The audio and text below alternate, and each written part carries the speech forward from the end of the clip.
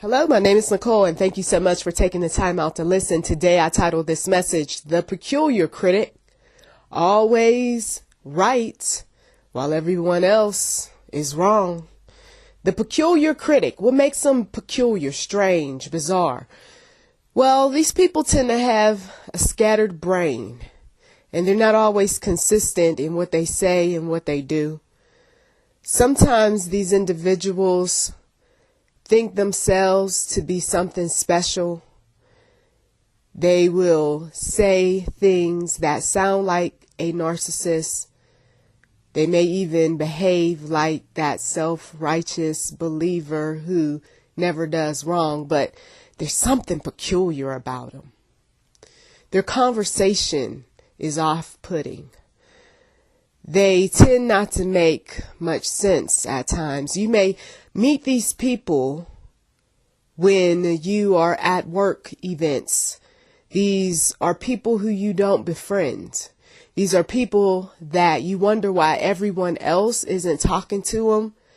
These are people who sometimes they're pushy with their conversation because they know they are not meshing too well with others. These peculiar, self-righteous, self-absorbed, I'm right, you're wrong type of individuals. The problem that some believers have when it comes to dealing with people like this is they will be ensnared in a competitive game with these individuals. What do I mean by that? Well, the one who believes himself or herself to be living the righteous life, doing everything right according to the book, by the book, they're going to boast a bit about what they know, about what they always do, and I never. And the believer is going to fall into that by saying, well, I don't do that either.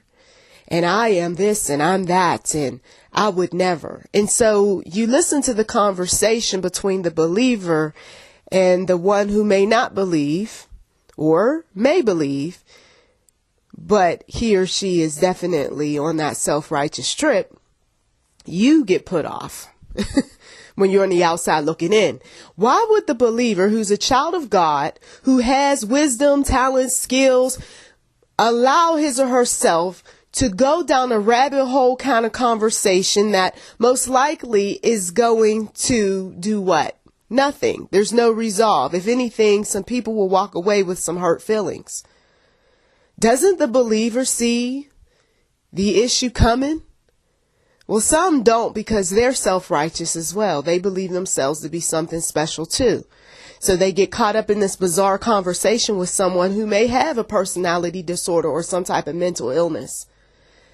And the individual, that believer, is trying to take this person seriously. They're trying real hard to communicate or even convince this person of something that they don't agree with. So much for that. There's a reason why some people in this world we avoid. It doesn't mean that they're children of darkness. It just means that they're difficult people.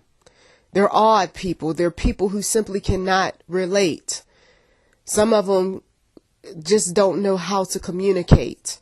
Some of them are very bizarre in their concepts, in their ideas, and the only person who understands what they're talking about is the person who's talking. Okay. There are those who have been falsely accused, ridiculed, mistreated, just all sorts of things that they have undergone because they have been mistaken for being that peculiar, judgmental, self-righteous, self-absorbed person when that's not what's really going on. Some people got so much education that they aren't much earthly good either. Like the one who's so heavenly minded that he or she isn't earthly good, right? So it's one of those things that when you're dealing with people like this, number one, you don't want to be competitive. You don't want to allow the enemy to put you down that rabbit hole of foolishness, talking with somebody who considers themselves to be their own God.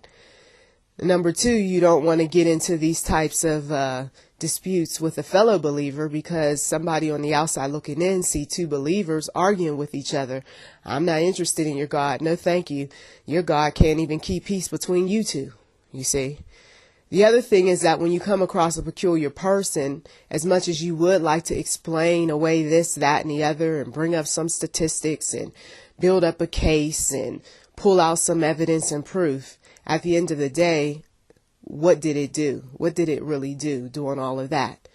You see, some people, it's not worth spending so much time trying to convince them of something that they are not going to agree with you on. They're not going to compromise. They've already stated that they're not a believer, or they just don't want to listen to any sound wisdom. That is energy that you could redirect towards someone who is willing to listen. Also, pay attention to the people that are around that peculiar individual. Are they engaged in conversation with him or her? If they're not, chances are that person does have something that's odd about them.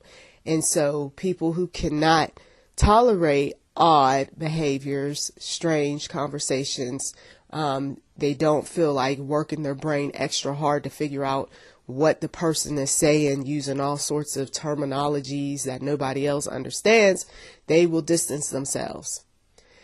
As much as a person would like to befriend others, as much as he or she would wish that others would understand him or her, that is where the individual needs to tweak his or her personality. And usually self-absorbed, selfish types of individuals are not going to tweak anything. They expect everybody to go along with whatever they say. They expect everybody to understand. And if they don't understand, they like to call those others dumb, stupid, ignorant. Okay. And this is why many folks end up being by themselves, because you can be so smart to the point where you're not any benefit to anyone other than yourself or your job. You see, and you've just got to learn how to be the one who is willing to make peace with all. Be the one that's willing to have the kind of conversations that may not be so smart, so intelligent, so whatever you want to call them, but you got to remember the type of audience that you're around, and rather than be critical of them and talk about how dumb or stupid they might be, it is better to just be humble, be like Jesus, be like a servant to the people, rather than expect to be served. So I know that some of you all have come across people like this. We do pray for them. And if need be, if you can't stand some of the things that these people do, because they're so judgmental or critical, or they always feel like they got to tell you how to live your life or what you need to do or how you need to do it, there is distance that you can create between you and that person to avoid further disagreements, arguments, you name it. God is not going to be angry with you because you made up in your mind that you don't want to be around certain people any longer. Well, that is it. Blessings to you. Please do check the description box for anything that might be of interest. You've been listening to YouTube NM Enterprise 7. May God richly bless you, as well as those that you love. Feel free to check the description box and give if you would like.